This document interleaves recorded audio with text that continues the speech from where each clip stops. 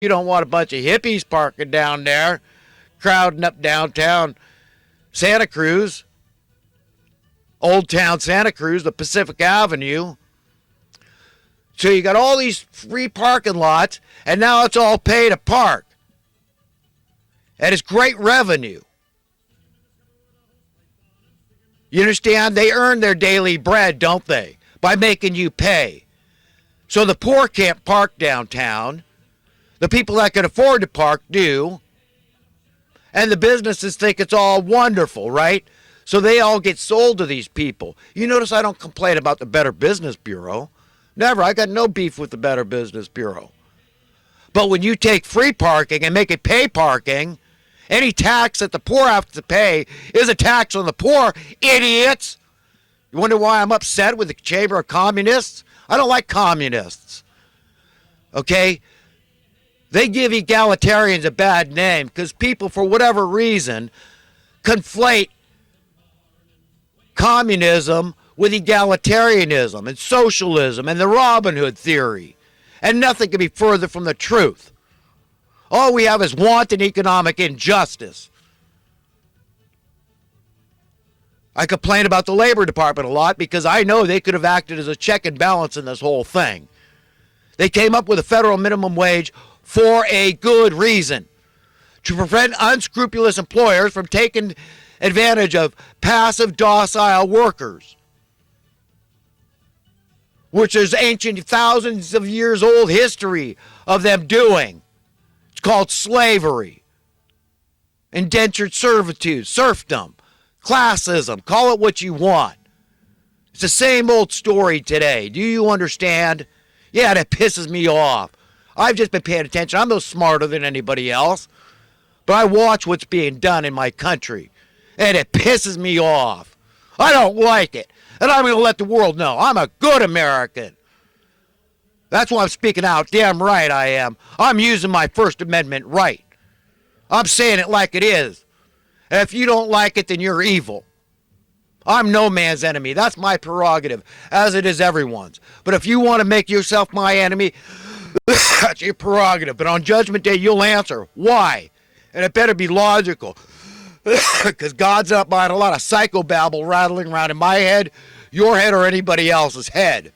There ain't going to be any form of money in heaven, in paradise, in a renewed earth, when the meek inherit this planet with imperishable bodies, and it's perfect down to the smallest details. Okay, and I don't know about you. Okay, how many turds in the punch bowl are okay with you? But one itty-bitty tiny turd in the punch bowl is too much for me. I ain't drinking punch. That's why there can't be any form of money in paradise, in heaven, on a renewed earth. It's an enemy of God's. It's a competing, pseudo, faux master. That's what it is. Jesus spelled it out. It doesn't get better than that. A false competing God. You cannot serve two masters. Make sure the light within you is not darkness. Do you love money more than human beings? Well, this world and all the policies and laws and rules are being created by those people. And is any wonder our poor law enforcement people struggle with this crap? I'm not defending this murderous freak or those three freaks that stood around letting it happen. I sure as hell wouldn't have done it if I had been one of those cops. And any of the cops I have any respect for wouldn't have done it either. Our local sheriff came out here in front of the whole world, let everybody know, hey, that behavior is illegal, which indicates you will go to jail. So what do we do with people that commit crimes? Why are they kidding? What's the driver? Do we hear the mainstream media educating us? What drives the crimes? Is it just a bunch of flawed, defective people out there? There's weak, just evil people just want to commit crimes and risk going to jail. The homicides and crap. What drives it? How can we mitigate what's with the crime? What can we do? Is the mainstream media lifting a damn finger to educate you? No. So who's running the mainstream media?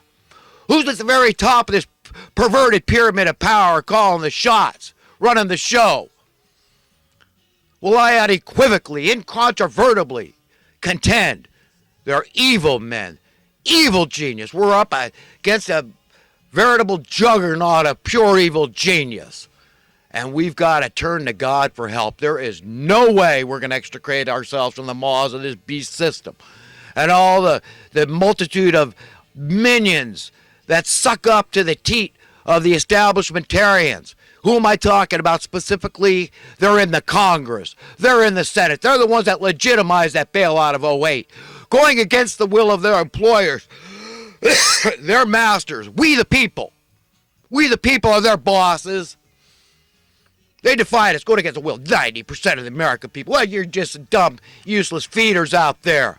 What do you know? Idiots. We're elitists. We're educated. We're congressmen and senators like Barack Obama, who was very instrumental in getting that thing pushed through. And you wonder why I'm pissed off? You wonder why God's pissed off? Driving crime. War. The highly decorated Marine Corps general, one Mr. Smedley Butler, in his book, War is a Racket. An insider. He knew what was going on, man. There's wars being started for business. They got to be relevant. They need conflict to be relevant. Do you understand how this thing works? How evil that is? I'm not being unduly cynical. I'm being justifiably cynical. This is outrageous. Ungodly. America. Supposed to be setting an example for the rest of the world. Good God Almighty. I'm ashamed. And I'm a good patriot. That's right. Like Andrew Jackson, who tried to get rid of the Federal Reserve. Almost got killed in the process. JFK tried to get rid of the Federal Reserve. Got his brains blown out in the process. And all we've had is cowards since then. Even Jimmy Carter, my favorite since then. What did he do to get rid of them? He tried roundabout ways. But he didn't want to get his brains blown out. Who the hell does? Jesus didn't want to go to the cross. Who the hell would? But this is what you need. You shouldn't be in the executive office if you're not willing to get your brains blown out, for God's sake. That's why we got a Secret Service. Don't be a coward.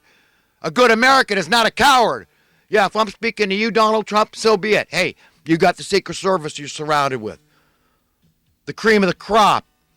They know what to look for. They know what they're doing. Get them vetted regularly.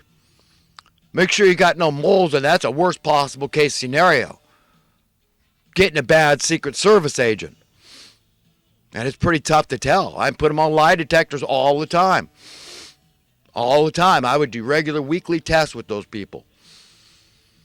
See if anyone turned, because, I mean, they might not, shoot you for $10 million, but, $100 million, that might be their number, the magic number that gets a Secret Service agent to turn on you.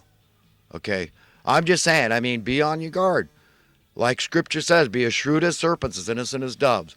But, there's no reason in the world, Trump, why you can't dump them. Say, look, we're disbanding you. Okay, we're going to use the United States Treasury. We're going to start a new dollar. We need a payoff figure. Okay? This is what's driving all the crime. This is what's given all the need for all the law enforcement and the courts and all these small claims crap. I watch all these shows. I love these small claims shows. But it makes me sick a lot of the time. And then I got to listen to Judge Judy vaunting these two young punks, brothers, getting started in their real estate empire. And they're just, they're snapping up all the low-hanging fruit that's coveted by some struggling young couple, to enter middle class, home ownership and all that good stuff. It just repulses me that we vaunt these people, and this wealth imbalance keeps growing. California today has a majority of renters. They can't even afford to buy houses anymore, and it just keeps going that direction. And nobody's asking when it's going to stop. The mainstream media is not pointing these things out. Well, what's it going to take?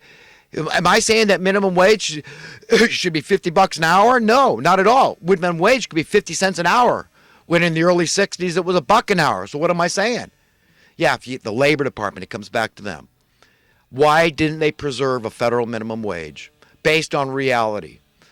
It's called the CPI, the Consumer Price Index. Do you understand what that is? Okay. So if the cost of living goes up, for whatever reason, disruption in the supply chain, then if you don't give the federal minimum wage workers a commensurate cost of living adjustment, then for all mathematical intents and purposes, you just gave them a pay decrease. Yes, and I'm opposed to perpetual pay decreases because it's the same thing. It's absolutely the same thing. Mathematically speaking, you got the same results, the same effect. They're poorer. They have less buying power. You say, but they've been given cost of living adjustments. Yeah, the cost of living has been going up like this, and the wages have been going up like this. You understand? Falling way behind the real cost of living. Because if the Labor Department said, hey, they know these people are educated, they're not incompetent. Hey, somebody's been manipulating markets, fixing prices. I mean, that's as simple as, we've heard of price matching. What is that? So you get all these people, they're owned at the top by one person. They call these companies different names, but they're in collusion because the same person owns them all.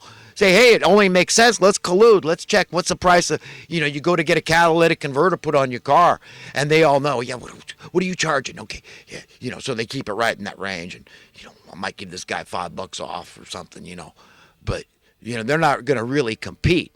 You understand? It's price fixing, price rigging, market manipulation. It's collusion. If you have truly free enterprise, true capitalism, supply and demand, what happens is what happened in the early 1980s when a VCR cost over $1,000 for a good quality model. Okay, when nobody, even the upper middle class, wasn't buying them, they said, that's stupid. I'll just rent one when I want to use it.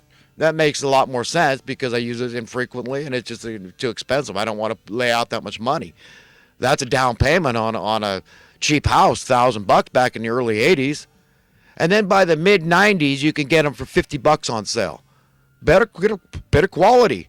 Hey, it even has a digital timer. It'll change channels for you automatically. Do you understand? That's what would have happened in America. That's why I say minimum wage today could be 50 cents an hour, but be worth more. But you see, true capitalism leads to universal prosperity, and evil men don't want that. They know that's going to render them irrelevant. Even if they can keep all their money that they've stolen, they don't want you to have money because then there's a level playing field. You understand? They don't want universal prosperity, even though we could have that overnight in America. Overnight. Do you understand what I'm saying here? At this point in history, there's no need in the world for anybody to go without basic human needs, but they're doing it all the time. And in America, homelessness. They're dying out there. They're suffering unnecessarily. This is Jesus Christ. He said, whatever we do or fail to do for the least of men, we do or fail to do for him.